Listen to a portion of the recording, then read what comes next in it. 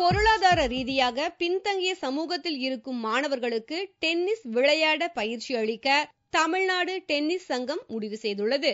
இதற்காக அரசு பள்ளிகளில் படிக்கும் 6 மாணவர்களை தேர்ந்தெடுத்து முழுமையான டென்னிஸ் பயிற்சி அளிக்க தமிழ்நாடு டென்னிஸ் சங்கம் திட்டமிட்டுள்ளது. விளையாட்டு வீரர்கள் பொருளாதார வசதி இல்லாத குடும்பங்களிலிருந்து வருவதற்கு அதிக வாய்ப்புகள் தரப்பட வேண்டும், அவர்களுக்கு வாய்ப்புகள் அளிக்கப்பட வேண்டும் என்பதுதான் தமிழ்நாடு டென்னிஸ் சங்கத்தின் குறிக்கோள்.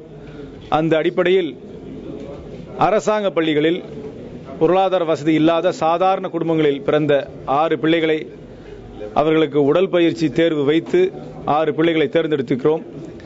இந்த 6 பிள்ளைகளுக்கும் முழுநேர பயிற்சி, உடல் பயிற்சி, டென்னிஸ் பயிற்சி, ஊட்டச்சத்து மிகுந்த உணவு ஆகியவற்றை அளித்து வருகிறோம்.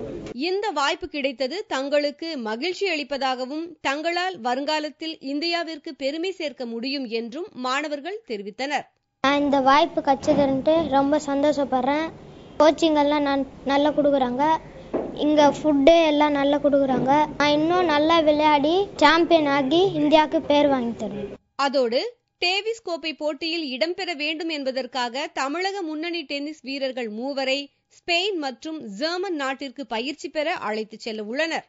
வீல் சேர் டென்னிஸ் போட்டியில் தமிழகத்தைச் சேர்ந்த 2 வீரர்கள் இங்கிலாந்து சென்று பயிற்சி பெற போகின்றனர்.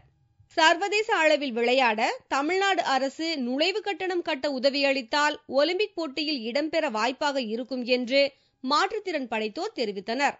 தமிழ்நாடு டென்னிஸ் அசோசியேஷன் இங்க ஃப்ரீ ஆஃப் காஸ்ட்ல எங்களுக்கு ட்ரைனிங் கொடுக்குறாங்க, வீல் சேர் கொடுக்குறாங்க, எல்லா ஃபெசிலிட்டிஸும் அவங்க கொடுத்து அந்த கோச் மூலமா எங்களுக்கு கோச் பண்ணிட்டு இருக்காங்க. வெளிநாட்டில் நடக்கிற போட்டிகளை கலந்துக்கிறதுக்கு தமிழ்நாடு அரசு எங்களுக்கு விமான டிக்கெட்லாம் வழங்கிறாங்க. அந்த நுழைவு கட்டணம்லாம் நாங்கள் இன்னும் அவங்க கொடுத்தாங்கன்னா நிறைய போட்டியில் நாங்கள் கலந்துக்கிட்டு இன்னும் எங்களுடைய தரவரிசை பட்டியல் நாங்கள் முன்னுக்கு வருவோம். போதுமான கட்டமைப்பு வசதி இல்லாததால் பெண்களை தேர்வு செய்ய முடியவில்லை என்றும் விரைவில் அதற்கான முயற்சி மேற்கொள்ளவிருப்பதாகவும் தமிழ்நாடு டென்னிஸ் சங்கம் தெரிவித்துள்ளது.